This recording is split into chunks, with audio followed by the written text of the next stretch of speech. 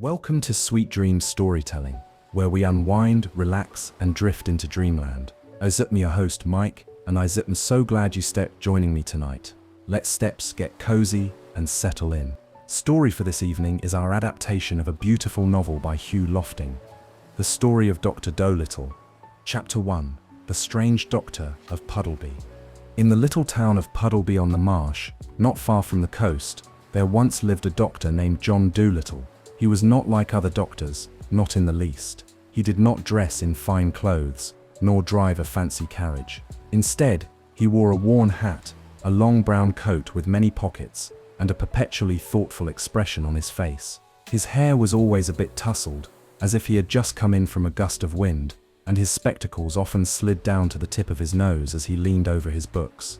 Dr. Dolittle lived in a small, ivy-covered cottage at the end of the lane, with a lovely garden in the back and a duck pond near the front. The house was old and somewhat crooked, with mismatched windows and a blue door that creaked when it opened. It would have been a charming little place, were it not for the fact that it was utterly overrun with animals. For you see, Dr. Dolittle loved animals, much more than he liked people. He had birds in the parlor, rabbits in the pantry, mice in the piano, and a hedgehog that slept in his slipper. There were squirrels in the cupboards, goldfish in the teacups, and a white mouse that often perched on his shoulder when he worked. His dog Jip followed him everywhere, and a duck named Dab waddled around the kitchen as though she owned the place. At first, the townspeople found it amusing. A doctor who keeps a crocodile in the bathtub, they chuckled. How curious. But after a while, they began to complain. When patients came to see him, they were often met by a goose in the hallway or a pig asleep on the settee. Some said it was unsanitary. Others just didn't like waiting in a room that smelled of monkey biscuits and parrot feathers. Even his sister, Sarah Dolittle, who kept house for him, had had enough. She would often stand with her hands on her hips, glaring at the doctor as he fed cabbage leaves to a tortoise in the living room. "John," she would say, "you used to be a respected physician. You had important patients, wealthy ones too, but now you spend your days talking to owls and spoon-feeding fox cubs. How long do you think this can last?" But Dr. Dolittle only smiled. "They need me, Sarah," he said to reply gently, stroking the ears of a sleepy ferret curled up in his pocket, "and I need them." Eventually, Sarah packed her bags and left, leaving the doctor alone with his ever-growing collection of creatures. He didn't seem to mind. If anything, he was happier than ever. The animals didn't talk back, at least, not in English, and they never criticized his muddy boots or his curious habits. Despite his joy, though, things began to change. His patients dwindled. People whispered that he had gone mad, that no one should trust a doctor who kept barn owls in his study. His income shrank until he could barely afford bread and milk for himself, let alone food for the dozens of animals who now depended on him. But still, he persisted. He took care of every sick puppy, lame sparrow, and injured squirrel that came to his door. He built tiny crutches for birds with broken legs, and crafted splints for badgers with bruised paws. He stayed up late, reading books about animal anatomy, and wondered if there might be a better way to understand them, if only he could truly speak their language. Little did he know, that wish was about to come true, and it would change his life in the most extraordinary way.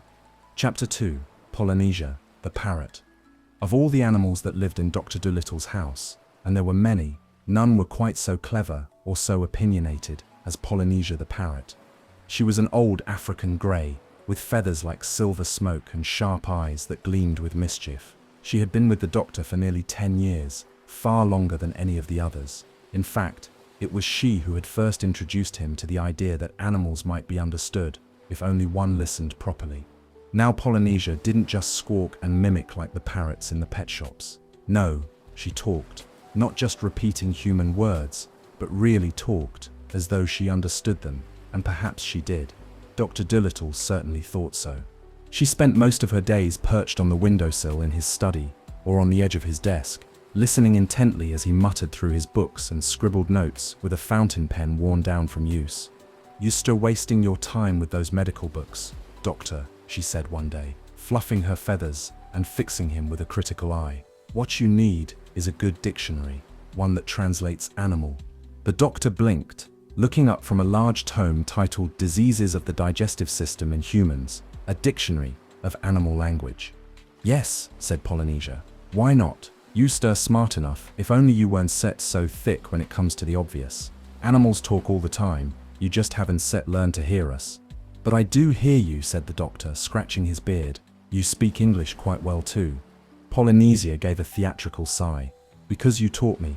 Remember, I've listened to you jabber on about inflammation and indigestion for years. If I can learn your language, why shouldn't you learn ours? The doctor leaned back in his chair, staring at the parrot, as if seeing her for the first time. You really think it's possible? Polynesia nodded. More than possible. It's easy. You just need a good teacher. Lucky for you, I've an available. And so it began. Each day, after tending to his animal patients, or what few he still had, Dr. Dolittle would sit with Polynesia in the study. He'd bring out a notebook, and she would begin the lesson. She taught him the hoot codes of owls, the clicking tongue of squirrels, the whistling songs of birds, and the snorts and grunts of pigs and ponies. Sometimes she brought in other animals to help demonstrate: a hedgehog named Blinko, who showed him how to interpret quills and posture, a sleepy cat, who taught him the subtle difference between a purr of happiness and a purr of pain. The doctor was a good student. He listened carefully, practiced daily, and soon began to hear things he'd never noticed before. The chirp of the cricket no longer sounded random, it was a greeting. The bark of a dog on the street carried more than alarm. It said, "Stranger, stranger at the gate, there's he." Within a month, Dr. Dolittle could hold a conversation, clumsy and slow, but a real conversation with a duck. Dab-Dab was delighted. Jip, the dog, wagged his tail so hard he knocked over the broom. Even the white mouse on the mantelpiece began to chatter at him excitedly during tea. News spread quickly through the animal world, as it always does. Creatures began to arrive from far and wide, not just for treatment, but to talk. Sick foxes limped in from the forest. Wild birds flew in from miles away, just to speak a few words with the man who understood, and Dr. Dolittle, for the first time in his life, felt he had truly found his calling. But not everyone was pleased. The townspeople of Puddleby became even more wary. "He talks to animals now," they said in hushed tones. "Not just about them, he actually talks to them." Some called him odd, others said he was mad. Children stared at him wide-eyed from behind fences. Mothers pulled them away quickly, whispering warnings. Dr. Dolittle didn't mind. He had long stopped caring what people thought. He spent his days helping those who couldn't speak for themselves, or so people believed. For now he knew animals had been speaking all along, humans simply hadn't been listening. And one evening, as he sat by the fire with Polynesia on his shoulder and a dozen animals curled around him, he smiled quietly to himself. He didn't feel lonely anymore. He didn't feel strange. He felt understood. For the first time in his life, the doctor belonged. Chapter 3. A new kind of doctor. Word spread quickly, first among the animals, then among the humans, though they didn't quite believe it. There was a man, they said, a kind man in a crooked little house at the edge of Puddleby, who could understand animals as easily as you and I read a book. He spoke their languages, not just one, but many. He could chirp like a sparrow, hiss like a snake, chatter like a squirrel, and hum like a honeybee. And what's more, he helped them, really helped them. The sick came limping to his door.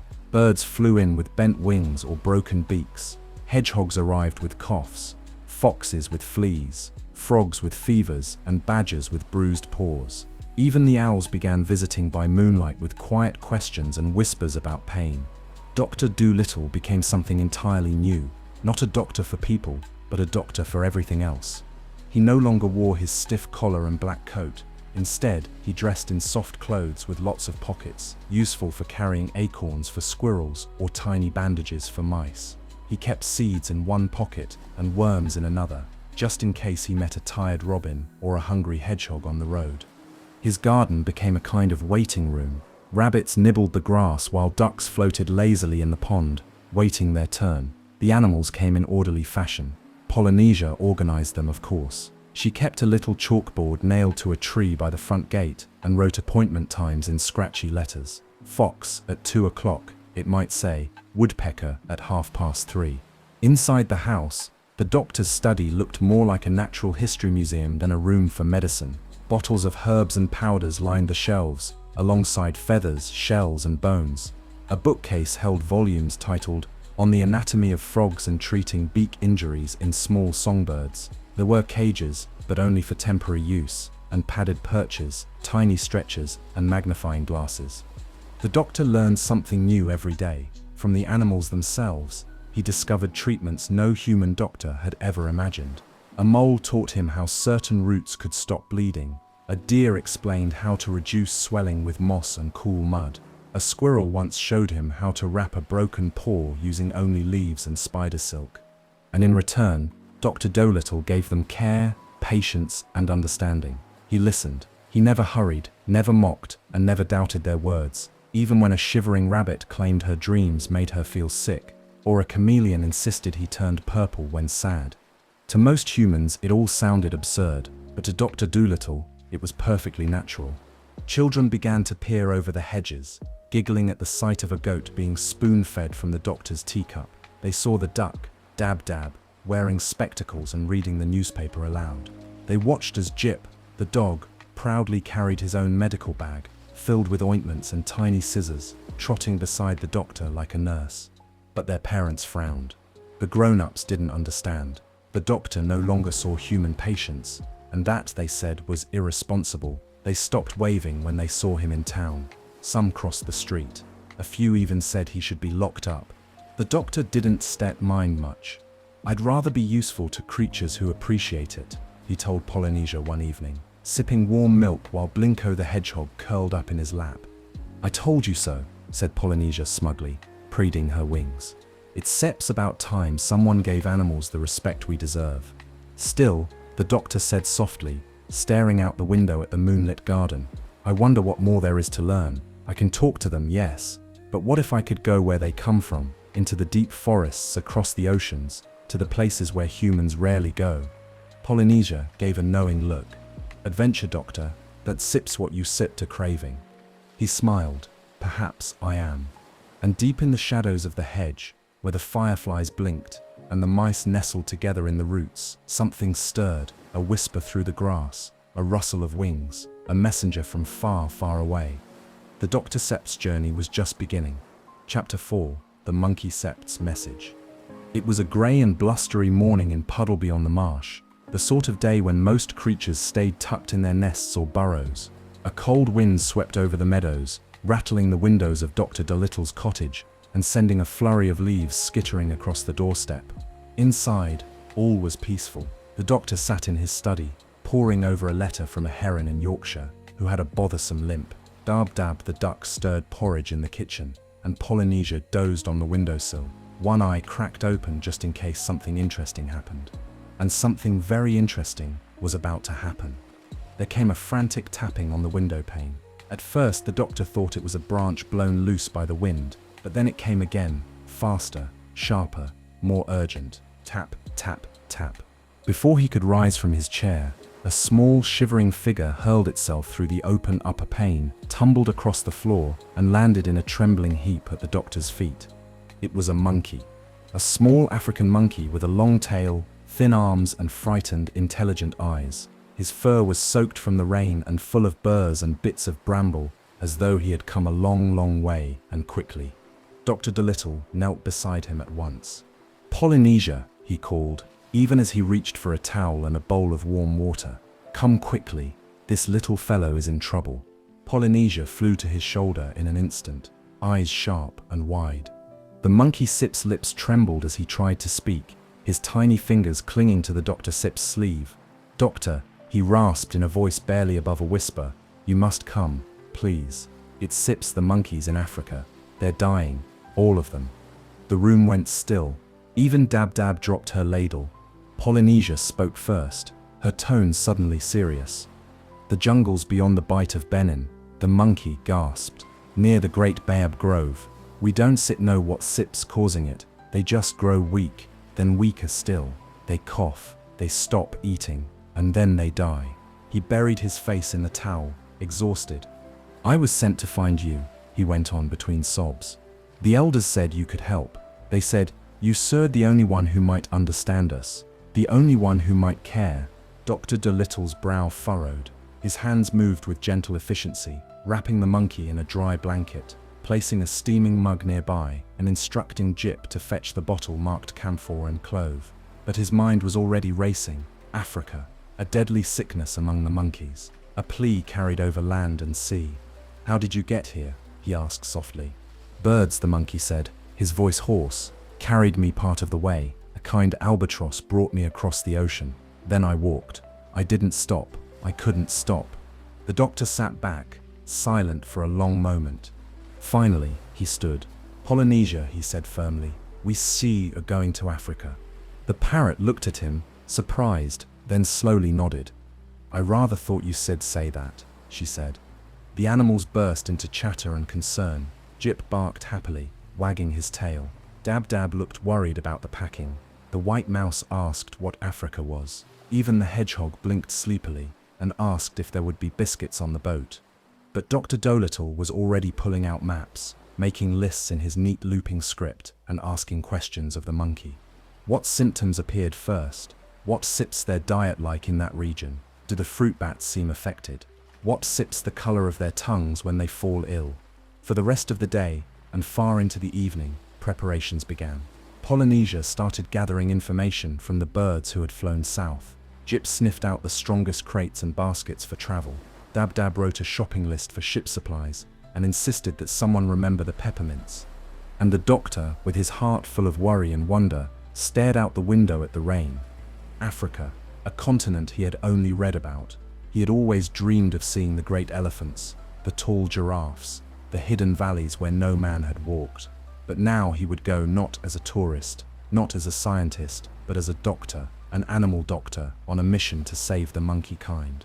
As he turned back to the flickering lamplight, he saw the little monkey curled by the fire, already drifting into an exhausted sleep. "We shall go," the doctor whispered, more to himself than to anyone else. "No matter how far, no matter how difficult, we shall go." And outside, beyond the garden, beyond the village, beyond the hills and oceans and jungles, the monkeys waited, hoping. Chapter 5. Preparing for the journey. The very next morning, long before the sun had risen over the misty rooftops of Puddleby, Dr. Dolittle was already wide awake. His house buzzed like a beehive, not with people but with animals and urgent purpose. There was no time to waste. A terrible sickness had struck the monkeys in Africa, and the doctor, now their only hope, had promised to come. "Polynesia," he said, spreading out a wrinkled map across the breakfast table, "we shall need a ship, a strong one, not too large, but fast, one that can weather storms. And a captain who won't throw us overboard for having a crocodile in the hold," the parrot replied with a wry glance at the bathtub, where the young crocodile, curled up like a scaly sausage, snored softly. Dab clacked across the kitchen tiles, balancing a spoon and a notepad on her back. "We said also need supplies, bandages, herbs, medicine, food, and peppermint. Absolutely peppermint. We should be sailing, and I do not intend to get seasick again." Dr. Dolittle nodded seriously. "Peppermint, right." The rest of the household animals had gathered in the garden, forming a kind of haphazard committee. Jip the dog was organizing crates by size. Jubgub the pig was testing biscuits for shelf life, a task he took very seriously, while the owl Tutu fluttered around warning everyone to be precise with measurements and to fold the blankets, not crumple them. Even the mice helped, darting into drawers and cupboards to find corks, string, and bits of soap. But it wasn't just the animals who noticed. News spread through Puddleby, quickly, as it always did when something odd was happening at the Dolittle house. Neighbors gawked as crates of mangoes were carried through the streets by ducks. Children ran beside wheelbarrows, full of tinned sardines and tiny hammocks. One elderly lady nearly dropped her shopping when she saw a fox trying on a sun hat. "That strange doctor steps at it again," people muttered. "Something about monkeys, in Africa." Some scoffed, others worried, but Dr. Dolittle paid them no mind. He had visited the harbour that morning and spoken to a weather-beaten sailor named Tommy Stubbins, who pointed him to a little sloop called the Curlew, resting in the shallows of the Puddleby dockyard. "She ain't set pretty," Tommy had said, spitting into the water, "but she set steady in the wind and clean in the hull. She set'll get you across the sea, if you set got the nerve." Dolittle looked at the boat, patched and creaky but sturdy, with a good strong mast and room enough below deck for his animal companions. He nodded. "She set'll do." By the next day, The Curlew had been scrubbed, repaired, and stocked. Jip supervised the loading. Dib-Dab arranged the galley. Polynesia made sure the ropes were tight, the maps secure, and the compass working. And still the little monkey, Chi-Chi, as he was now called, grew thinner with worry. "They may not have much time," he whispered one night, shivering near the stove. "The old ones are already beginning to fade." Dr. Dolittle sat beside him, his face lined with concern. "We still go as soon as the tide turns." On the final night before departure, the animals gathered in the study for one last quiet evening at home. Blinko the hedgehog sniffled, uncertain if he'd see them again. The white mouse packed cheese and reminded everyone to write. Even the old horse in the back paddock gave a soft whinny of farewell. The doctor stood, looking around at the room that had been his world, once full of coughs and prescriptions and people, now brimming with fur and feathers and friendship. "We may not know exactly what we sell face," he said, "but we do know why we sell going, to help those who have no one else. That is enough." And in the silence that followed, everyone understood. That night, Dr. Dolittle barely slept. Neither did Polynesia, or Jip, or Chi-Chi. But when the sun rose over Puddleby, and the sails of the Curlew caught the morning wind, they were ready. The doctor took the wheel. Polynesia perched beside him, her feathers ruffling in the salty breeze. Africa lay far across the sea. But they were coming. Chapter 6. The voyage begins. The sun was barely a golden smear on the horizon when the Curlew sailed out of Puddleby Harbour. The morning mist clung low over the water, parting slowly as the ship moved forward, creaking gently with each swell. Gulls circled overhead, crying out as though to bid the strange crew farewell. At the helm stood Dr. Dolittle, one hand on the tiller, the other shading his eyes as he watched the shore grow smaller behind them. Polynesia perched on his shoulder, scanning the sky. Jip leaned over the edge of the ship, his nose twitching with excitement. Chi-Chi the monkey, wrapped in a scarf too large for him, sat on a crate, staring out to sea with a mixture of hope and worry. Below deck, Dab-Dab was already rearranging the medical supplies, muttering about herbal teas not being stored beside fish oil, while Gub-Gub poked curiously at a barrel of salted apples. Tutu the owl was cataloguing everything by candlelight. Quilling Claw and the white mouse had discovered an entire drawer full of biscuits and declared it his new favorite place. It was an odd ship, to be sure. The sails had patches shaped like leaves. The bell was rung by a woodpecker, and the compass occasionally had feathers stuck to it. But it was alive with purpose, filled with a crew that didn't care much for the rules of the world, so long as they were together and heading in the right direction. The first few days at sea were calm and clear. The wind was fair, the sky bright, and the doctor spent long hours on deck reading notes, making drawings of bird migration paths, and practicing his lion roars, much to the alarm of some passing dolphins. At night, the animals would gather under the stars. Polynesia would tell tales of the African coast, of red cliffs and whispering grasses, of jungles thick with vines and birds that shone like emeralds in the sun. But it wasn't all easy sailing. By the fourth day, the weather turned. The sky grew heavy and bruised. The wind howled across the deck, snapping ropes and sending waves crashing against the hull. "Storm's coming," Polynesia warned, her feathers pressed tight to her body. And she was right. The storm struck with a vengeance. Thunder cracked like cannon fire. Rain lashed the sails. The Curlew pitched and rolled, groaning under the weight of the waves. Dr. Dolittle tied himself to the mast and steered with steady hands, even as the rain stung his face and the sea threatened to swallow them. Jip barked orders to the other animals, helping tie barrels and seal hatches. Dab-Dab huddled with the younger creatures below deck, singing old duck lullabies to keep their spirits up. Chi-Chi clung to the rigging, eyes wide with fear. "Are we going to die?" he whimpered. "No," the doctor shouted through the wind. "Not today. Not while there are monkeys waiting for us." It was a long and terrible night. But by morning, the storm had passed. The sun returned, slow and golden, breaking through the shredded clouds like a blessing. The sea calmed. The birds returned. The crew, tired and damp, emerged blinking into the light. Dr. Dolittle was soaked, sore, and smiling. "Well," he said, patting the tiller. "The Curlew held. She sips stronger than she looks." "That makes two of you," Polynesia said dryly. They spent the next day making repairs. The sails were mended with extra blankets. The galley was cleaned. The animals dried out on the deck like laundry, tails and feathers spread to catch the breeze. And then, just as evening fell, Tutu the owl flew down from the crow's nest with excitement in his eyes. "Land," he hooted, "to the southeast." Dr. Dolittle climbed the rigging with surprising speed. There, on the horizon, was a faint green smudge, the first sign of Africa. The animals cheered. Jip danced in circles. Gub Gub cried happy tears. Chi Chi simply sat still, staring at the distant coast. "They Seb's still alive," he whispered. "We Sib not too late."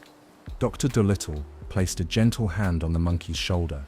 "No," he said, "we cert right on time." And so, as the sun dipped below the horizon, and the warm wind carried the scent of a new land across the water, the Curlew sailed onward, toward adventure, toward danger, and toward a jungle full of waiting hearts.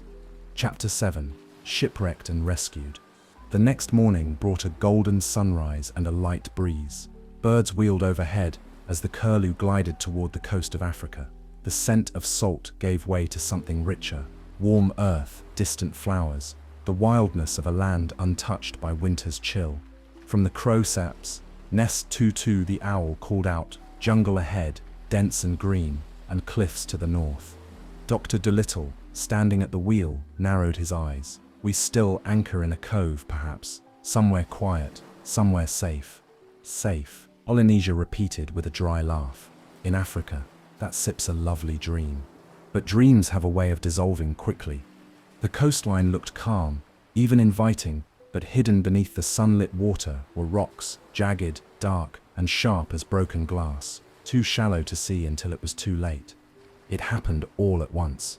There was a terrible grinding sound, followed by a jolt that knocked Gub Gub off his feet and sent Jip sliding across the deck. Track. The Curlew shuddered violently as her hull struck a reef. "Rocks!" shouted Tutu. "We sip run aground." Water surged below deck. Barrels rolled, crates tipped. The sea was pouring in. Dr. Dolittle didn't hesitate. "Everyone up top, Polynesia, check the lifeboat. Dab Dab, gather what food you can. Jip, watch over the little ones." The animals scrambled into action. Despite their panic, they trusted the doctor. He moved with calm authority, guiding them through the chaos with quiet commands and steady hands. Soon the sea was flooding the ship faster than they could patch or pump. The Curlew was doomed. But just when things seemed darkest, the doctor looked up and saw something on the shore. Figures. Not men, but animals. Hundreds of them. Giraffes stood tall above the trees. Elephants trumpeted from the brush, and a line of chimpanzees had formed a chain, pointing and chattering excitedly as they watched the ship flounder.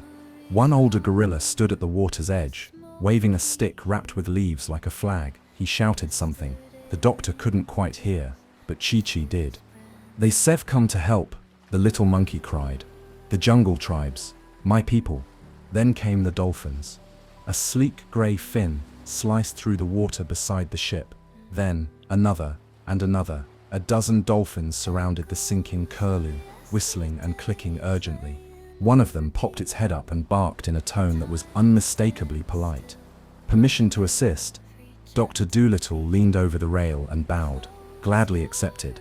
One by one, the dolphins helped guide the animals to shore. Jip rode on the back of a particularly strong swimmer, his ears flattened to his head and his tail wagging despite the wet. Dab Dab flapped along above them, keeping watch.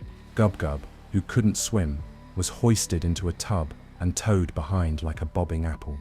Dr. Dolittle was the last to leave. He stood on the tilting deck of the Curlew, soaked from head to toe, watching the sea claim his beloved ship. He placed a hand on the mast for a moment, grateful, solemn. "Thank you," he whispered. "You got us this far." Then he dove into the waves and let the dolphins carry him to land.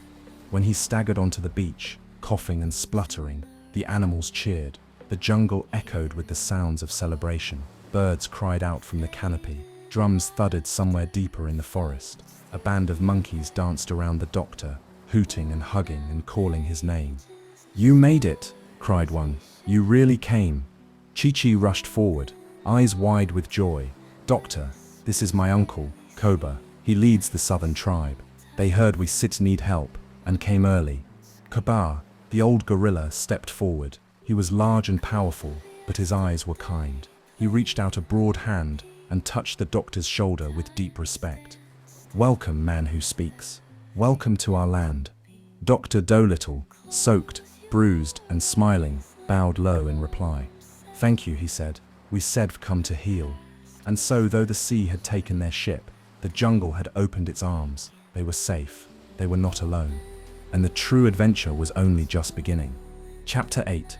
The Land of the Monkeys. The morning after the shipwreck was like stepping into another world. Dr. Dolittle stood on the warm sand with his sleeves rolled up and his boots drying by a fire. Around him, the jungle rustled and murmured as if alive. Towering trees reached toward the sky, their leaves broad and waxy, glinting with dew. Vines hung like ropes from branches high above, and the air buzzed with insects, birdsong, and distant whoops and hoots. The animals of the jungle had come in droves to see the doctor, the man who speaks animal. Some watched from the shadows, their eyes glowing gold in the underbrush. Others sat openly in the trees, or shuffled forward with cautious curiosity. Parrots of brilliant green, scarlet, and blue flitted overhead. A baby antelope wandered near Jip, sniffing at his ears. An elderly pangolin waddled up to Dab and nodded with solemn approval. The doctor smiled. "It's like Noah's Ark," he murmured. Polynesia, perched on a branch beside him, ruffled her feathers. "Except in this version, the Ark is at the bottom of the sea." Chi-Chi, ever eager, led the group inland. "Come, doctor, I shall take you to the heart of the jungle, to the monkeys' sept home." And so they set out, a most peculiar parade. Dr. Dolittle and his crew walked in the middle, surrounded by their new friends. Parrots flew ahead as scouts. Jip trotted alongside, ears twitching at every jungle sound. Dab Dab waddled bravely through mud and vine. Gub Gub asked questions constantly. "Is that edible? What's that smell? Do lions eat pigs?" And Tutu the owl dutifully noted everything down in a book. As they walked, the jungle deepened. The trees grew thicker and closer together, blocking out the sun. Bright flowers bloomed from the branches like stars in the green gloom. Monkeys of all sizes darted through the canopy above, swinging, shrieking, watching. Some had long, ribbon-like tails. Others had fur like velvet or manes like lions. Some were so small they could perch on a finger. Others were nearly as big as Jip. At last, they reached a great clearing in the forest. It was a vast open space beneath a colossal baobab tree, its trunk wide as a house, its limbs like a cathedral roof. Here, hundreds of monkeys had gathered, sitting in circles, resting in hammocks woven from vines, tending to little fires, and feeding sick companions mashed fruit and herbs. When they saw the doctor, a cheer rose, not loud, but hopeful. Tired voices lifted in greeting. Hands waved. A drum thudded softly. The doctor bowed his head humbly as he stepped forward. "This is the land of the monkeys," said Chi-Chi, "and these are the sick." The Dr. Sep's face grew serious. Everywhere he looked, monkeys lay curled in nests or leaned against tree trunks with dull eyes. They coughed weakly or shivered with fever. Their fur was matted. Some had sores. Others trembled as if even standing was too much. He moved among them quietly, gently, asking questions, touching foreheads, listening to chests. The monkeys trusted him instantly. He didn't rush. He didn't scold. He simply listened. "The fever is worst in the old ones," said one young langur, wringing her hands. "But the little ones are starting to fall ill now too." "We sip tried roots," said another, "and river clay and bark tea. Nothing helps for long." Dr. Dolittle examined each patient carefully, murmuring in a dozen dialects, clicks and chirps and short huffs of breath, taking notes and studying symptoms. He sent Tutu to collect water samples and Polynesia to gather certain leaves from high in the canopy. He worked through the day and into the night, lighting fires for warmth and boiling herbs for remedies. He consulted a jaguar about a certain jungle fungus, and asked a wise old chimpanzee if the rivers had recently changed course. He even spoke with the mosquitoes, asking whether they'd been biting the monkeys more than usual and from where they might have come. At midnight, exhausted, he sat back on a log and took a deep breath. "It sets a jungle fever," he said quietly to his animal companions, "carried by a kind of mosquito. It starts with a bite, then spreads to the lungs. The monkey's own remedies are helping, but not enough. "Can you cure it?" whispered Chi-Chi. The doctor looked up at the monkey Seps, anxious face. "I don't know yet, but I believe I can." And in that moment, hope bloomed like a flower in the dark. The next day, the doctor set up a proper camp beneath the baobab tree.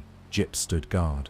Dab-Dab turned a hollow tree trunk into a kitchen. Gab-Gab and Tutu ground herbs and boiled roots. Polynesia translated complicated instructions for monkeys who didn't speak the same tongue. And the doctor treated the sick with poultices and teas and bandages soaked in special salves. He worked day and night, barely resting, stopping only to eat or drink. Word spread far into the jungle. The doctor was here, the one who listened, the one who helped.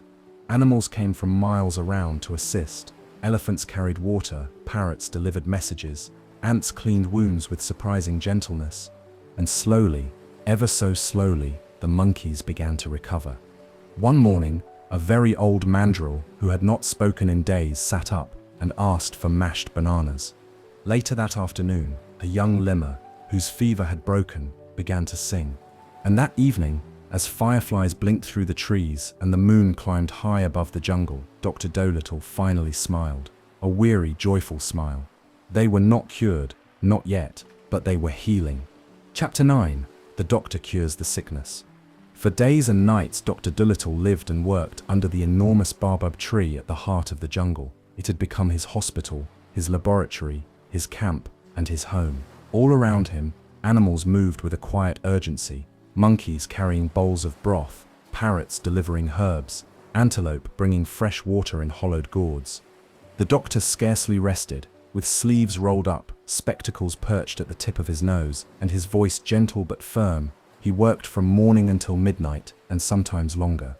He had identified the cause of the illness, a fever spread by a certain mosquito that bred in stagnant jungle pools. The bite would introduce a slow-burning sickness into the blood. First came the chills, then the cough, then the collapse. The monkeys had tried everything they knew: bark tea, fruit mash, even mud compresses. Some helped a little, but not enough. "I need something stronger," the doctor murmured, sitting at his makeshift desk made of stones and banana leaves. A true medicine, not just comfort, a cure. Polynesia perched on a branch above him, watching as he ground powders with a pestle made from a parrot beak. "Didn't Situ say quinine worked on fevers back home, from the bark of the cinchona tree?" "Yes," the doctor said, brightening. "Exactly, but that tree grows high in the Andes, not here." "True," Polynesia replied, "but there sips something like it. I'd seen the zebras chewing on a certain kind of bark when they get sluggish. Bitterness like you wouldn't believe. I'll take a look." And with a flap of wings, she was gone. By evening, she returned with a bundle of twisted grey bark clutched in her talons. The zebras call it chota nu. The lions avoid it, but the sick monkeys chew it until their lips go numb. The doctor boiled a small piece, tasted the broth, and made a face. "Perfect," he said. "Let's begin." With Tutu keeping careful notes and Dab-Dab measuring doses, the doctor prepared a proper medicine, a bitter, steaming tea brewed with the bark and cooled with wild mint. He fed it to the worst of the patients first, those who had barely stirred in days. Then they waited.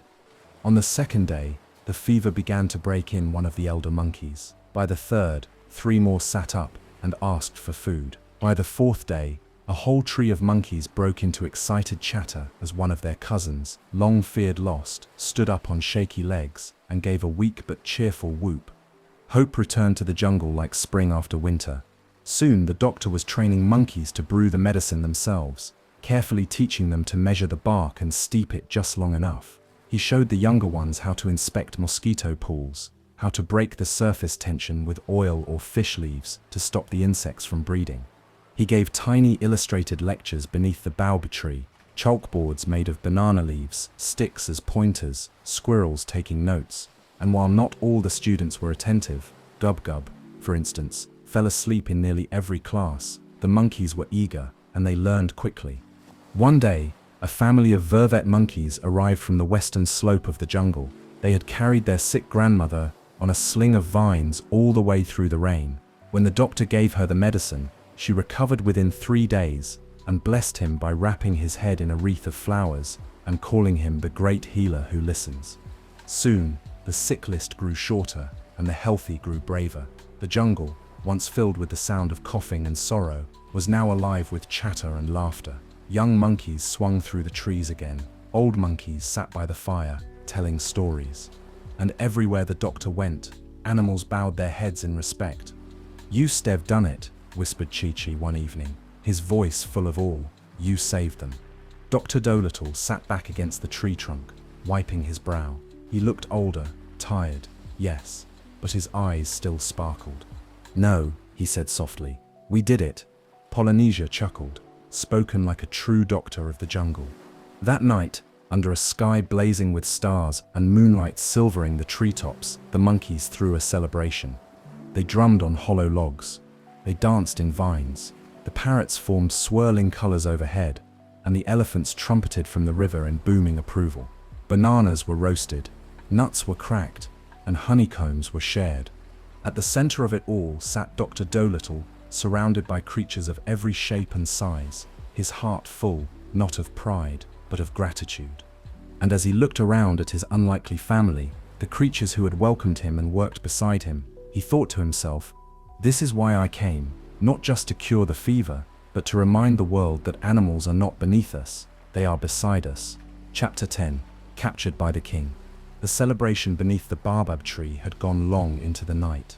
Laughter and music echoed through the jungle, and the sweet smell of roasted fruit drifted on the warm breeze. Dr. Dolittle had never seen such joy.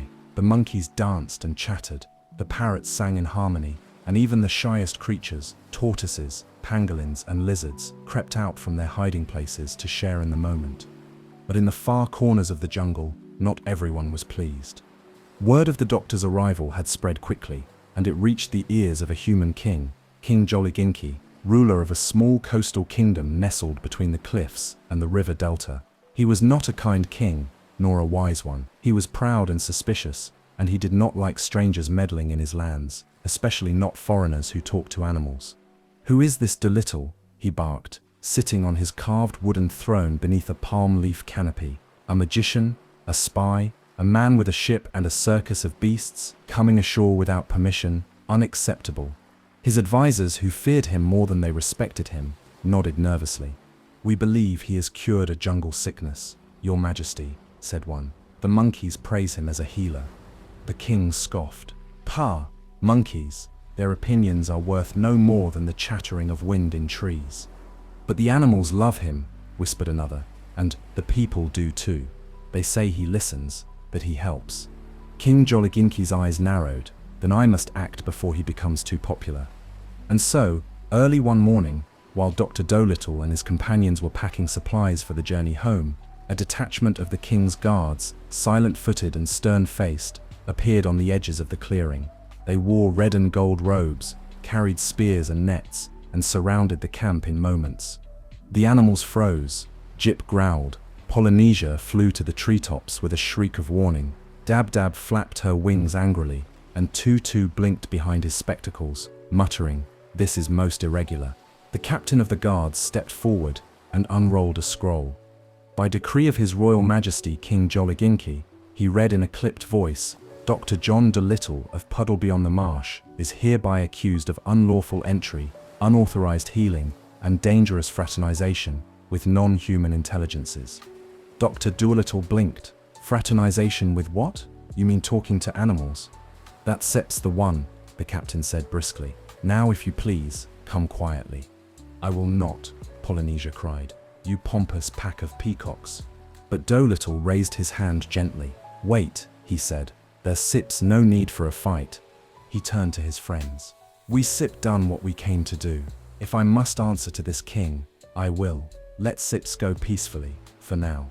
And so, under the watchful eyes of the guards, Dr. Dolittle, Polynesia, Jip, Dab-Dab, Chi-Chi, Gub-Gub, and Tutu were led through the jungle, over hills and through river valleys, to the walled city of Jolliginki. The city was a place of contrast, vibrant markets with bright fabrics and sweet-smelling food, alongside stern stone towers and iron gates. People peered through windows as the strange party passed. Children gasped at the sight of Gub-Gub. parrots called greetings to Polynesia from rooftop cages. At the palace, they were brought before the king. King Jolliginki was shorter than expected, but he sat very tall on his throne, wearing a towering headdress and rings on every finger. His robes were embroidered with gold thread, and beside him stood a bored-looking leopard on a leash. "So," the king said slowly, "you are the famous Dr. Dolittle. I expected someone taller." "I expected a warmer welcome," said the doctor, unfazed. The king bristled. "Do you deny that you came into my land without permission?" "I came to help," the doctor replied calmly. "I was invited by the monkeys. They were dying." "The monkeys are not citizens of my kingdom," the king snapped. "They do not issue invitations. They live in your kingdom, do they not?" the doctor said gently. "Shouldn't set their lives matter too?" A long silence followed. Then the king stood. "You will remain in the palace prison until I decide what to do with you." Guards surrounded them. The doctor and his companions were led down stone steps into a cool, dim chamber with barred windows and thick doors. It was not cruel, but it was clearly meant to keep them in. As the door shut behind them, Jip growled low in his throat. "Well," said Polynesia, fluttering to the highest beam, "this is inconvenient." Tutu sighed. Statistically, we were overdue for a setback. But Dr. Dolittle, sitting calmly on a wooden bench, smiled faintly. "Don't ostent, worry, my friends. The king may not listen, but the animals of this land will." And deep in the shadows, through cracks in the stone, 1,000 little eyes watched. Mice, lizards, crickets, bats. The jungle was listening, and it would not forget the doctor who healed the sick and spoke their language. Chapter 11. Polynesia Scepter's Clever Plan. The prison cell beneath the palace of King Jolliginki was made of thick stone, cool and damp, with a single narrow window too small for anyone but a sparrow to squeeze through. A rusty iron door stood at the top of the steps, guarded by 2 silent sentries who did not respond to words or barking or hooting or even Gub-Gub's sobbing. They had been locked away for 2 days. Jip paced the floor, growling under his breath. "I don't sit like this, not one bit. If I had paws the size of a lion sips, I sit knock that door down." Tutu adjusted his spectacles and muttered, "The hinges are reinforced, very poor escape odds unless we star cockroaches." "I could pretend to be a cockroach," Gub-Gub offered helpfully, hiding under a sack. Dr. Dolittle sat quietly, stroking his chin. He was deep in thought, puzzling out how to reason with a man who refused to see animals as anything more than noise and nuisance. But Polynesia, she was not brooding, she was planning. The parrot had not said much since they were captured. She had spent most of her time pretending to sleep or fluttering around the room lazily, but all the while, she had been watching carefully. On the 3rd morning, she landed lightly on the doctor's shoulder. "Time for action," she whispered. The doctor blinked. "You thought of something?" "Of course," Polynesia said. "I set a parrot, not a pineapple. Instead been studying the guards, the routines and the palace layout, thanks to some chatty lizards in the wall, and I got a plan." The animals leaned in eagerly. Even Jip stopped pacing. But Polynesia added, "It depends on me pretending to be a very ordinary parrot." "Pretending to be ordinary," Tutu said with surprise. "Is that safe?" "Safe? No, but clever, absolutely." And with that, she fluffed her feathers, preened her wings, and made herself look just daft enough. Head bobbing, eye blinking, squawk slightly off kilter. She hopped toward the bars, chirping nonsense. One of the guards outside looked over. He nudged the other and chuckled. "Look at that parrot. Funny thing. She sits being quiet until now," the other said. "Maybe she sits gone stir crazy." Polynesia squawked and mimicked their voices, then flapped her wings and flew in circles around the ceiling. The guards laughed. "Let Says take her up to amuse the king," said one. "He loves tricks. Maybe she I'll say something foolish, and he give us a coin." And just like that, the door creaked open. Polynesia allowed herself to be scooped up, gently enough, and placed in a gilded cage. She kept up her act, whistling off key and muttering pretty bird," while the guards carried her up the steps and through the palace corridors. Once inside the throne room, she was placed on a velvet perch near the king, who was in the middle of an audience with some very bored-looking ministers. Polynesia cocked her head and blinked. The king stared at her. "Well then," he said, "do something amusing." Polynesia puffed up her chest and began to recite, in a sing-song tone, every foolish thing the king had said in the last 3 days. The throne room fell silent. The ministers gawked. One snorted into his sleeve. The leopard lifted its head in curiosity. "What nonsense is this?" barked the king. "Where did she learn?" Then Polynesia switched voices and began perfectly mimicking his own advisors, including one very unflattering impression of his High Chamberlain complaining about the king's dinner choices. Laughter exploded around the room. Even the guards smirked. The king turned crimson. "Enough," he shouted. "Get that bird out of here." But Polynesia took wing before they could grab her, darting up to the rafters, then slipping out through an open window into the blue sky. She soared high above the palace, circled twice, and zipped back down to the rear wall, where a group of bats were waiting with her message. "The plan is in motion." The bats flew to the prison and relayed the message to the waiting animals. Within an hour, the mice inside the walls had chewed through the rope and pulley mechanism that secured the main door. That evening, as the sun dipped low and the guards yawned and muttered about dinner, the heavy door creaked open on its own. "Now," hissed a voice through the grate. Jip bolted. Gorb-Gub stumbled. Tutu clutched his notebook in his talons. Dr. Dolittle led the way, following a glowing trail of fireflies arranged by the jungle insects, all part of Polynesia's master escape route. They crept down hallways, through courtyards, past sleepy guards and open kitchens, until they reached the outer gate. And there stood Polynesia, atop the shoulders of an enormous gorilla who bowed low. "Evening, Doctor," she said cheerfully. "Your chariot awaits." The gorilla hoisted the doctor onto his back, and the animals scrambled into the jungle beyond the palace wall. By morning, they were deep in the forest once again, surrounded by friends, free and safe. "Polynesia," the doctor said, as they reached the clearing near the baobab tree, "that was astonishing." She fluffed her feathers smugly. "Well, someone had to outsmart the king, and honestly, he made it too easy." The jungle erupted in laughter and applause. And while the king awoke the next day to find only a pile of feathers and an empty cage, the animals of the forest sang a new song. The doctor had come. The doctor had healed. And no walls, no chains, no king could keep him. Chapter 12. The Rare Push-Me-Pull-You. The escape from King Jollikingi's palace had left the doctor and his animal companions both exhausted and exhilarated. They were safe once more, tucked beneath the green canopy of the jungle, far from guards and gold-trimmed thrones. But Dr. Dolittle knew their work in Africa was not yet finished. The monkeys had recovered, the fever was retreating, the animals of the forest were safe, for now. But before returning home to Puddleby on the marsh, the doctor had one more wish: to see more of this remarkable land, to meet its rarest creatures, and perhaps bring something back to England, not in a cage, but as a friend and ambassador. Polynesia knew just the thing. "I suppose it's time you met the Push-Me-Pull-You," she said one morning, preening herself as she spoke. "The what me?" asked Gub-Gub, blinking. "Push-Me-Pull-You," Polynesia repeated. "It's Sep's a very rare animal, shy, gentle, polite, quite intelligent, and well unusual." "How unusual?" asked Tutu, already scribbling in his book. "You shall see," Polynesia said with a grin. They set off the next morning, following a narrow trail that wound deeper into the mountains to the west. The jungle gave way to cool, misty hills.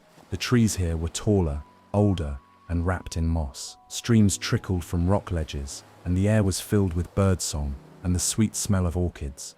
The deeper they went, the quieter it became. Even Gub-Gub fell silent. Eventually, they reached a grassy glade surrounded by ferns and wildflowers, and there, sipping from a crystal-clear spring, stood the most remarkable creature the doctor had ever seen. It was about the size of a small pony, with sleek, cinnamon-colored fur and two perfectly symmetrical heads, one at each end of its body. Each head had gentle brown eyes and long, curving ears like a gazelle. As one head lowered to drink, the other kept watch, blinking curiously at the visitors. Dr. Dolittle stepped forward in wonder. "Are you," he said softly, "the Push-Me-Pull-You?" The creature looked up, both of it. One head smiled politely. "Yes." The other added, "And also yes." Gub-Gub squeaked and hid behind the doctor. Polynesia rolled her eyes. He sits not dangerous. He sits a herbivore, and quite a gentleman. The two heads bowed simultaneously. We Seb heard of you, said the left head. The doctor who speaks and heals, added the right. Welcome. Dr. Dolittle spent the afternoon sitting with the push-me-pull-you, talking of animals, the jungle, and life in far-off lands. The creature told him of high meadows and quiet herds, of avoiding noisy humans and sleeping in caves during the rainy season. You must be the rarest creature I've ever met, the doctor said. Indeed, replied the push-me-pull-you, which is why we stay hidden. But I think, the left head said thoughtfully, perhaps the world should know we exist. If it learns to listen, added the right. And so the doctor made a gentle offer, not to trap or display, but to invite the push-me-pull-you to return with him to England as a guest and friend, to show people back home that animals were not curiosities, but thinking, feeling beings who deserved respect. The creature thought for a long time. At last, both heads nodded. I will come. Back at the monkey clearing, the news caused quite a stir. You sir taking him home? Asked Jip. Not taking, the doctor said firmly, traveling with. It must be his choice. The monkeys threw a farewell celebration so grand that even the fireflies glowed brighter. They wrapped the push-me-pull-you in a necklace of jungle flowers and gave the doctor a carved walking stick made from baobab wood. You healed us, said an old silver-haired baboon. Now go teach your kind to do the same. As the sun set and the stars appeared, Dr. Dolittle stood beneath the trees with his friends beside him, Jip, Dab Dab, Gub Gub, Tutu, Polynesia, and now the push-me-pull-you. His heart was full. The journey home would soon begin. But in that quiet moment, he realized he was already carrying something more valuable than any treasure. A lesson, a friendship, and a promise to never stop listening. Chapter 13, A Difficult Return. The jungle had become like a second home to Dr. Dolittle and his animal companions. But now, with the monkeys healed and the rare push-me-pull-you joining them for the journey, it was time to return to England. Yet the road back would not be easy. The Curlew, their ship, was gone, broken, and swallowed by the sea, and though the animals of the jungle had offered to build rafts and send them down river, the route to the coast was long, treacherous, and filled with dangers not yet met. They began their journey at dawn, the jungle still sleepy and bathed in gold. The animals of the forest came to say goodbye, monkeys hanging from branches waving their arms, parrots crying, good luck, in a dozen languages. An old elephant offered to carry their supplies, and a jaguar escorted them for half a day in silent, watchful loyalty. Dr. Dolittle walked at the front of the caravan, a travel pack on his back, and the barbwood walking stick in hand. Behind him came the rest of his party, Jip sniffing every route and trail, Dab Dab grumbling about mud in her feathers, Gub Gub already worried about lunch, Tutu taking notes on migration patterns, and the push-me-pull-you walking carefully so as not to trip over his own legs, of which of course he had 4. Polynesia flew ahead as scout, warning them of any trouble in the trees or rivers. For the first 2 days, the path was gentle, soft jungle trails and quiet animal crossings, shaded by tall trees and cool breezes. They foraged for food and drank from clean streams. At night, they made camp in hollows or caves, telling stories beneath the stars. But then the land began to change. The forest grew wilder, darker, denser, vines tangled the path. The air was thick and heavy, mosquitoes buzzed like angry bees. It rained suddenly, without warning, drenching their packs and soaking their firewood. On the 3rd evening, they discovered their food sack, carefully packed by Dab Dab, had been stolen by a very sneaky family of raccoons. Gub Gub wept.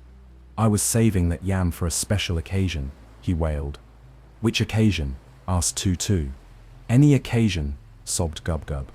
The next day, a rickety rope bridge they had planned to cross had collapsed into a gorge. Nothing for it, said the doctor. We shall have to go around. The detour took a full day, climbing steep cliffs and wading through swampy hollows. The push-me-pull-you, to his credit, never complained. He simply took turns watching his own tail with each head, which, all things considered, was rather convenient for avoiding snakes. But the worst was yet to come. Late one afternoon, just as they reached a wide savanna, a band of scruffy, sunburnt men stepped from behind a rock outcrop, holding long knives and nets. Bandits. Well, what do we have here? One sneered. A man, a goose, a pig, a monkey, and a two-headed deer. The doctor stepped forward calmly. We are travelers returning to the coast. We mean no harm. The bandit leader smirked. You sip got supplies, fine gear, and that thing, there must be worth a fortune in any circus. Jip bared his teeth and growled low. We still be taking everything, the leader said, including the strange beast. But just as the bandits stepped closer, a sharp cry split the air. Yah! From the trees behind them came a flurry of wings and feathers. A flock of hornbills dive-bombed the bandits. At the same moment, a dozen monkeys swung in from the trees, tossing fruit and rocks. The jungle was defending its friends. Startled and shouting, the bandits scattered, slipping on fallen mangoes, swatting at birds, and fleeing into the scrub with more bruises than treasure. Dr. Dolittle dusted himself off. Well, he said, that was dramatic. Polynesia landed beside him, looking pleased. You sturt welcome. They continued on, bruised but safe, with the sun finally setting over the last ridge before the coast. That night, they made a fire on a dry slope overlooking the ocean, the stars glittering above them and the sound of waves in the distance. We's up nearly there, the doctor said softly, gazing out to sea. One last journey across the water, and we sit be home. The animals gathered around him in a circle. The push-me-pulley curled up peacefully. Jip snored. Gub-Gub dreamed of turnips. Dab-Dab whispered about finding a decent kettle in England. Too charted constellations with his claw. And Polynesia, watching it all from a low branch, thought to herself, no matter where we go next, this journey has already changed the world. Chapter 14, Sailing Home. The sea lay before them at last, vast and glittering in the morning light, stretching out toward the horizon like a promise. Dr. Dolittle and his companions stood on a rise above the shore, gazing down at a small cove where fishing boats bobbed gently in the tide. The jungle rustled behind them. The long journey through forests, rivers, and rocky highlands had brought them here, bruised, muddy, and road-worn but whole. Now all we need, Polynesia said, adjusting a feather with calm precision, is a ship. The doctor shaded his eyes and scanned the harbor.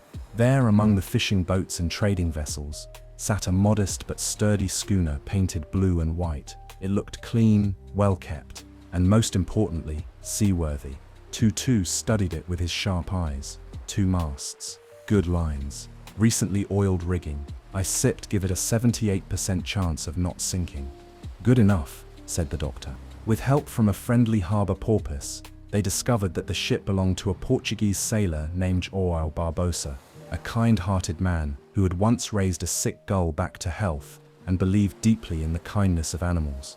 He agreed at once to lend his vessel for the journey home, asking only that they care for it as if it were their own.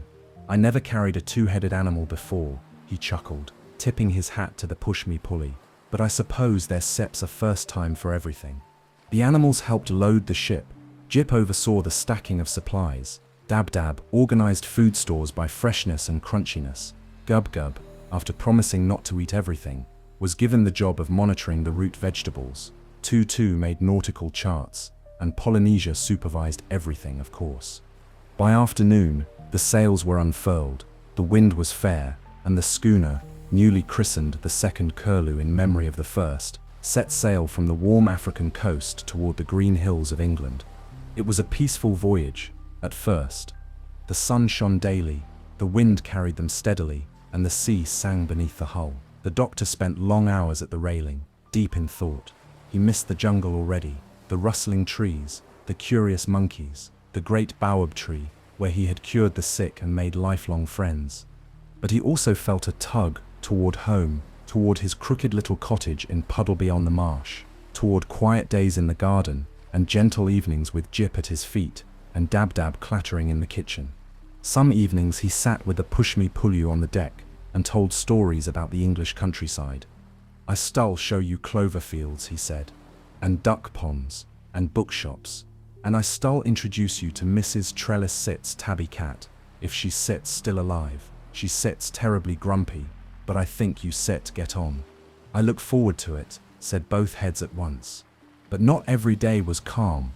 On the 5th day, a sudden fog rolled in, thick as porridge, swallowing the sea. They drifted in silence for hours, unable to see more than a few feet ahead. Then, out of the mist, came the sound of creaking wood, and then a massive shape, a cargo ship, far too close. Polynesia squawked, Jip barked. The doctor spun the wheel with all his strength. The schooner veered just in time, missing the larger ship by mere yards. The animals tumbled across the deck, but no one was hurt. The fog passed the next morning, but the excitement lingered like sea mist in their minds. Still, they sailed on. They watched dolphins leap at sunset. Gub Gub learned to hum sea shanties. Dub Dab taught the mice how to tie knots. Tutu argued with a seagull about the ethics of stealing clams. And then, one afternoon, Polynesia flew ahead and returned with her feathers gleaming and eyes alight. "Land," she cried. "Green and damp and perfectly foggy. England." Cheers rang across the ship. Jip barked so loud he startled the seagulls. The push-me-pull-you pranced in a circle, both ends at once. Dr. Dolittle smiled a tired, joyful smile. As they approached the coast, the hills of Puddleby came into view, familiar, gentle, and dotted with sheep. The crooked spire of the church rose behind the trees, and there, nestled at the end of a winding lane, was the doctor's little house. The blue door, the duck pond, the leaning chimney, home. The animals gathered at the bow. The journey had changed them all. They had left as an odd, mismatched crew on a rescue mission. They returned as something more. A family. The ship pulled into a quiet harbor where a few fishermen waved and children pointed in wonder. Dr. Dolittle stepped off the gangplank, his boots touching English soil once more. Polynesia fluttered to his shoulder. "Well," she said, "that was an adventure." The doctor nodded, "Yes, and I think it one is it be our last." Chapter 15, Trouble at Sea Again. Though the green shores of England were just over the horizon, the journey was not quite finished, and the sea, as always, had one more surprise in store. The crew of the second Curlew had decided to make a short stop at a harbour island just off the coast, a final place to rest and resupply before sailing up the river to Puddleby. The island had a small village and a kind innkeeper who served warm bread and didn't mind the sight of a duck wearing spectacles or a two-headed animal sharing a seat by the fire. Dr. Dolittle had taken the opportunity to buy fresh apples, post a few letters to his friends, and visit a local sailor's shop to pick up a new compass. The animals lounged in the sun, stretched their legs, and enjoyed the feeling of cool grass beneath their paws and hooves and claws. But that night, something unexpected happened. It was dark and still. A pale moon lit the harbour waters. The second Curlew rocked gently at anchor. And then, from the shadows beyond the dock, came the sound of quiet oars and the glint of steel. Pirates. A small band of them, rough men in tattered coats, their eyes sharp, their smiles crooked. They had heard rumors of a ship carrying strange creatures, treasures from far-off lands, and perhaps a fortune in gold. They came silently, boarding with practiced ease, knives drawn. The ship was nearly empty. Dr. Dolittle and most of the animals were still ashore, staying the night at the inn. Only Tutu, the white mouse and the push-me-pull-you, had chosen to sleep on board. Tutu, always alert, heard the creak of wood and the scuffle of boots. He peered out from behind a crate and saw the pirates creeping across the deck. He didn't hesitate. "Intruders," he hooted, flapping up the mast to sound the alarm. The white mouse leapt from barrel to barrel, squeaking at the top of his lungs. The push-me-pull-you woke up with a start, both heads at once. "What's happening? We set under attack." By the time Dr. Dolittle and the rest of the crew came racing down the dock, the pirates had already discovered the cargo wasn't gold, but vegetables, biscuits, and jars of mashed banana. "That sits it," one of them snarled, shaking a tin of sardines. "Where sits the treasure?" Then his eyes fell on the push-me-pull-you, blinking back at him. Well, the pirate growled. "You still fetch a fortune in a cage. Ever heard of the Grand Gallivanting Circus? They still pay dearly for something with two heads." "I am not a circus act," the push-me-pull-you said coldly. Just then, a voice rang out behind them. "No, he is not." It was Dr. Dolittle, standing at the gangplank with his sleeves rolled up and his walking stick in hand. The animals stood beside him, eyes bright and fierce. Jip growled. Polynesia narrowed her eyes. Gub Gub looked terrified, but also determined. The pirates paused. Then, As if the jungle itself had followed them home, a low growl echoed from the shadows behind the inn, followed by a chorus of chirps, hoots, flaps, and clicks. Dozens of animals were pouring down the hill. Foxes, hedgehogs, badgers, even a very angry-looking goat. Birds circled overhead. The jungle was gone, but the doctor's reputation had spread far and wide, even in England. The pirates turned. They were outnumbered and outsmarted. Tutu dive-bombed one of them with a thump to the head. Jips snapped at their boots. The white mouse bit an ankle, and the goat, well, the goat did what goats do best. It rammed. Within moments, the pirates were scrambling into their boat, hollering and swearing, soaked and bruised. They paddled away into the dark, leaving behind their dreams of treasure and perhaps their pride. Dr. Dolittle straightened his coat. "I do wish people would stop trying to steal my friends," he sighed. The animals cheered. Polynesia landed on his shoulder, smirking. "Well, you did bring home the rarest creature in the world." And several sacks of mint leaves, added Dab Dab, waddling aboard, which I consider equally valuable. They spent the next morning making repairs to the ship and sharing a quiet breakfast on deck. The sky was clear again, and the wind warm. The incident with the pirates, though startling, had brought them closer and reminded them that even near home, the world could still be wild. That afternoon, the second curlew set sail up the river toward Puddleby. There were no more storms, no more pirates, just laughter and birdsong and the steady rhythm of the tide carrying them back where their adventure had begun. Chapter 16. Home at last.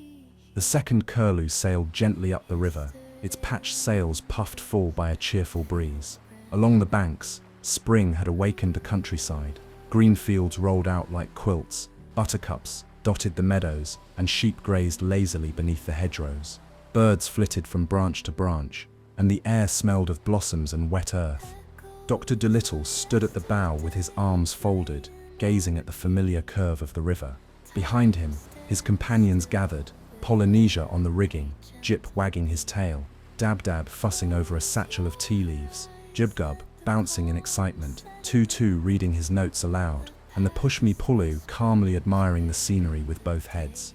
Ahead lay the village of Puddleby on the marsh, their true home. "Do you think they'll remember us?" Gub-Gub asked. Polynesia gave a snort. "You perhaps. You once ate 3 entire blackberry pies from Mrs. Figure's windowsill." "She left them unattended," Gub-Gub mumbled. "I think they'll remember," said the doctor softly, though a touch of worry glimmered behind his spectacles. After all, the townsfolk had once thought him strange, even foolish, and now he was returning with a 2-headed creature, a boat full of animals, and stories no one would believe. But as they rounded the final bend, something unexpected happened. Cheers. People lined the riverbank waving hats, handkerchiefs and flags. Children ran ahead calling, "He's back, the doctor's home." Horses neighed, dogs barked happily, and bells rang from the church tower. The doctor blinked in surprise. "They, sir, welcoming us?" he asked. "Seems your reputation grew a bit while you were gone," Polynesia said with a wink. And it was true. Letters had travelled ahead, carried by parrots, seagulls, even migrating geese. Stories had spread from sailor to sailor, traveller to traveller. Tales of a doctor who spoke with animals, who cured a monkey fever deep in the African jungle, who escaped a king's dungeon and sailed the seas with a creature no man had seen before. The doctor had become a legend, and not just among animals. When they docked at the little Puddleby pier, the villagers rushed forward to help them unload. "Welcome back," cried Mr. Trudge, the blacksmith. "We missed you, Doctor," shouted Mrs. Bell, the grocer's wife. Even the mayor arrived, sweating in his top hat, trying to look official and not at all startled by the Pushmi-Pulu. Dr. Dolittle stepped off the ship, placing one boot on the wooden dock. He was home. The crooked little house at the end of the lane still stood, ivy-covered and just as lopsided as ever. The garden was wild with flowers and buzzing bees. The duck pond shimmered in the sun. Inside, dust motes danced in the air, and everything smelled faintly of old books and liniment. The animals scattered through the house with glee. Jip sniffed every room. Dab Dab fluffed the curtains. Gub-Gub found a leftover apple under the armchair and declared it the best welcome snack ever. Polynesia opened the windows and let the spring breeze in. Dr. Dolittle sank into his old chair by the fire with a sigh of joy. "I didn't realize how much I missed this place," he said. That night, the village held a feast in his honor. There were garlands, pies, music, and dancing under the stars. Children crowded around the push-me-pulley, who politely answered every question twice. The mayor gave a speech, which the doctor graciously pretended to enjoy, and the animals were treated like honored guests. As the stars twinkled overhead, the doctor looked around at his mismatched family, his friends, his fellow travelers, his patients and companions, and smiled. He had sailed across oceans, walked through jungles, escaped palaces, and cured the incurable. But nothing felt quite as miraculous as simply being home. Chapter 17. The Circus and the Push-me-pulley. Life in Puddleby-on-the-Marsh slowly returned to its old rhythm, but with a few extraordinary differences. Dr. Dolittle reopened his clinic, of course, but instead of long lines of coughing people with handkerchiefs and sore throats, his waiting garden was now filled with foxes with splinters, ducks with sore wings, and hedgehogs with indigestion. Some patients came on foot, others flew in from distant counties. Word had spread far and wide. There was a doctor in England who understood animals, not just their bodies, but their words. And yet, for all the gratitude and love the doctor received from the animal kingdom, there was still the practical matter of money. The Baobab walking stick was handsome, but it couldn't sit by oats, and while Dr. Dolittle didn't care much for coins, he did care about keeping his pantry stocked for his companions, especially Gub-Gub, who had a talent for turning just a nibble into "where did the cupboard go?" One rainy afternoon, while sitting at the kitchen table over a plate of toast and jam, Polynesia suggested something unexpected. "What about a short tour?" she said, sipping her tea. "A few weeks, just the push-me-pulley, a proper introduction to the public." Dr. Dolittle frowned. "A tour, not a circus," Polynesia interrupted firmly. "Not with clowns and cages and shouting men with canes. Something dignified, a few exhibitions, gentle crowds, children, mostly. Imagine the good we could do. If people saw the push-me-pulley, they might realize that animals are not oddities, but wonders." "Could we use the money to build a bigger animal hospital?" Gub-Gub asked, his eyes gleaming. "And a reading room," added Tutu, with a globe. The doctor turned to the push-me-pulley, who was lying on a rug in the study, reading a book with both heads. "What do you think?" he asked. The creature raised one head, then the other. "If it helps animals and changes minds, then yes. But only if I sipped and treated with respect, and if there sips no juggling." "No juggling," promised Polynesia. And so the plan was made. Dr. Dolittle wrote to a few kind and trusted showmen, friends of animals, not exploiters, and arranged for a short tour of a few towns and cities, beginning with nearby Bristol. A tent was prepared, quiet and beautifully decorated, with paintings of forests, rivers, and peaceful herds. Signs were hand-painted with great care. "Come meet the gentle marvel, the push-me-pulley, a creature of kindness from the African highlands, presented by Dr. John Dolittle. No cages, no tricks, only truth and wonder." When the tent opened, people came in droves, not for noise or spectacle, but for curiosity. Children gaped, grown-ups gasped. No one had seen anything like it. A creature with two heads, one front and one back, who bowed politely and spoke in clear, kind English. The push-me-pulley never performed. He spoke, he told stories, he answered questions about the jungle, about plants, about life in the wild. He even sang once a soft duet, both heads in harmony. The audience wept. After each showing, Dr. Dolittle held quiet talks about animal respect. He told stories of the monkeys, of the fever, of kindness without cages. People listened. And slowly, something began to change. Children went home and left breadcrumbs for birds. Farmers stopped beating donkeys. A little girl from Devon wrote a letter promising to grow a clover patch just for bees. The money raised went to good things: new stalls and shelters, clean bedding, an operating room with proper lights, and even a bell above the gate so that animals could announce themselves without needing to knock. Dr. Dolittle never let the tour go on for too long. When the crowds grew too noisy, or the push-me-pulley looked tired, they returned to Puddleby for tea and rest. Fame was never the goal, only understanding. And one quiet evening, as the sun dipped low over the meadows and the duck pond glowed with golden light, The doctor sat on his back step, a cup of tea in hand, the push-me-pull-you grazing nearby. You have changed many minds, he said softly. The creature lifted one head and smiled. So have you. Chapter 18. The Doctor Sept's Dream. Spring turned to summer, and summer melted gently into autumn. The fields outside Puddleby turned gold, and the winds carried the scent of ripe apples and distant rain. In the crooked little house at the end of the lane, Dr. John Dolittle sat once more in his study, surrounded by maps, feathers, pine cones, and the soft rustling of animals at peace. The excitement of the journey had passed, but the work continued.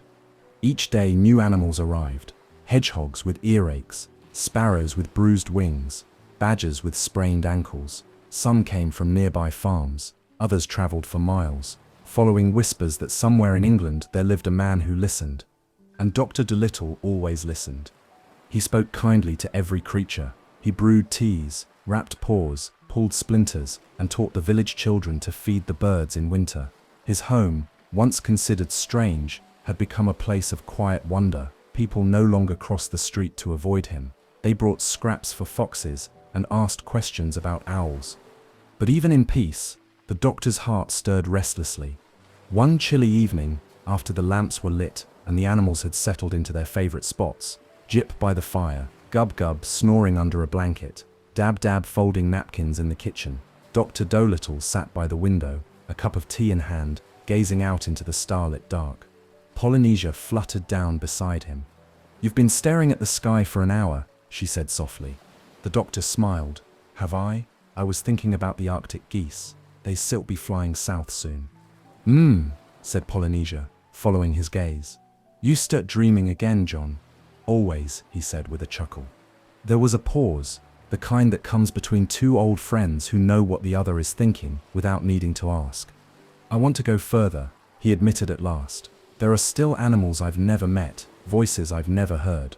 Do you know there's a songbird in the Himalayas, whose song is said to echo like bells, and a tortoise in the Galapagos, who remembers when Napoleon was alive? I want to talk to them, help them, learn what only they know." Polynesia tilted her head. "Then go. The world is still full of wonders, and you sipped only seen a corner of it. But there's so much to do here," the doctor said, gesturing to his desk piled with letters and requests. "That's why," Polynesia said gently. "You teach others. There are more animals than one man can care for in a lifetime. But if you show others how to listen, they carry your work with them." Dr. Dolittle was quiet for a moment. Then he nodded. "Yes, I suppose you start right." He stood and walked to the desk, where a globe sat tucked between an atlas and a bowl of walnuts. He spun it slowly, watching the continents blur. "Where would you like to go next?" he asked, half to himself. Jip stirred by the fire. "Anywhere with squirrels." Dab Dab poked her head in, "Somewhere with proper tea." The push-me-pull-you, drowsy in the parlor, murmured, "The mountains. I stunned, like to see mountains." Dr. Dolittle chuckled. "Mountains it is." And so, a plan began to form, not for tomorrow, not even for next week, but soon. Another journey, another land, another chorus of voices waiting to be heard. Later that night, when the candles had burned low and the house was hushed with sleep, "The animals have stories, and I have barely begun to hear them. There is so much more to learn, and as long as I live, I will listen." He closed the book, smiled to himself, and looked once more out the window at the stars, twinkling above the fields and forests and oceans beyond. The world was waiting, and Dr. Dolittle was ready to answer its call. "Thanks for spending this quiet time with me here at Sweet Dreams Storytelling. I hope you're feeling relaxed, peaceful, and ready for a restful sleep. As we say goodnight, let the calm background music guide you gently into dreamland. Before you go, don't forget to like the video and subscribe, and until next time, rest well."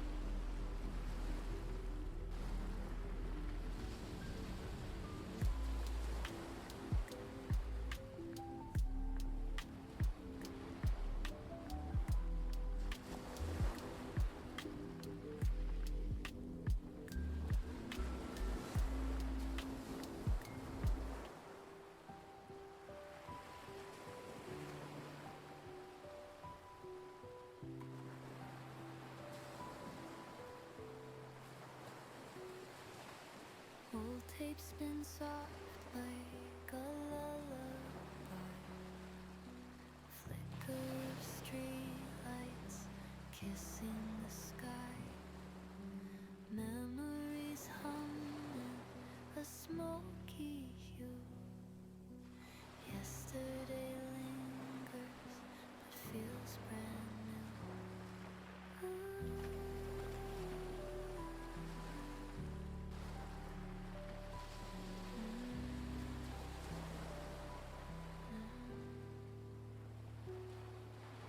Echoes of yesterday playing on repeat. Time stands still with every gentle beat. Close your eyes, let the calm settle in. The past whispers where the day begins.